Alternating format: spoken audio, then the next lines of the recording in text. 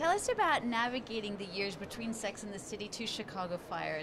Was that a hard transition, an easy transition? The Sex and the City years were a beautiful time in my life, and it was a hard transition.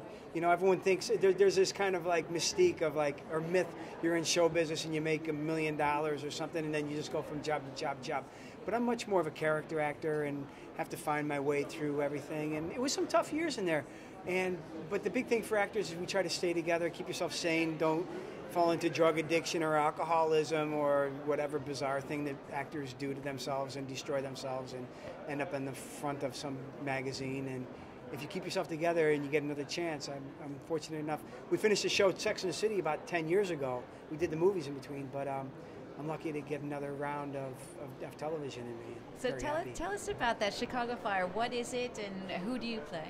I play a really, I think, another earthy character. He's much more got an edge. He's very straightforward about everything, where Steve was very straightforward, but he was very sweet and caring about it. I'm much more, my new character, Herman, is much more brusque and to the point, and like, will tell somebody to shut up or get off of it or knock it off, and then also, let's go, guys. And he looks out for people, where I think Steve looked out for Miranda. It's a little bit of a repetition. I look out for the people around me on Chicago Fire, the characters there.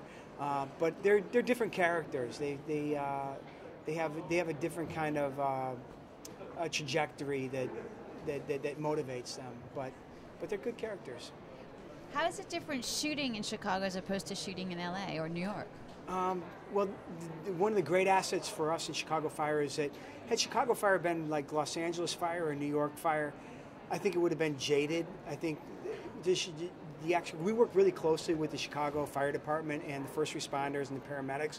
They're really enthusiastic, and they came around in the beginning, and I thought we're going to lose them really quick because they're not going to get tired of us or the Hollywood shuffle and all that.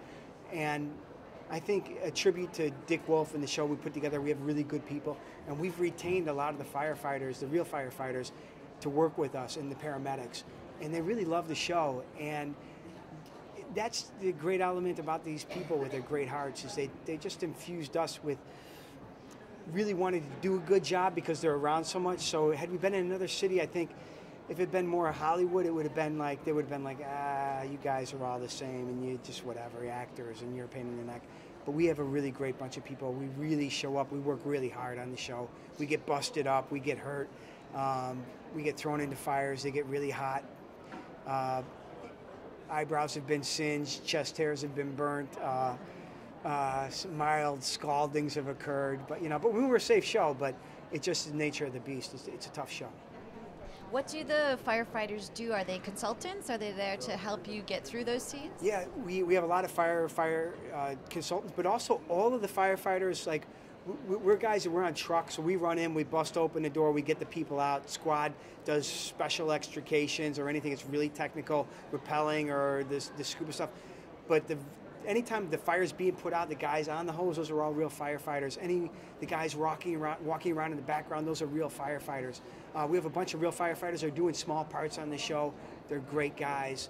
They inspire us to really do a good job. You don't really want to half-step because you know that these guys are going to finish up doing a 12 or 14-hour day with us. They're going to turn around, they're going to get up at 5:30 in the morning. They're going to show up an hour early for their job at their firehouse and throw in a real day saving people. And we have to respect that. I mean, they're just amazing.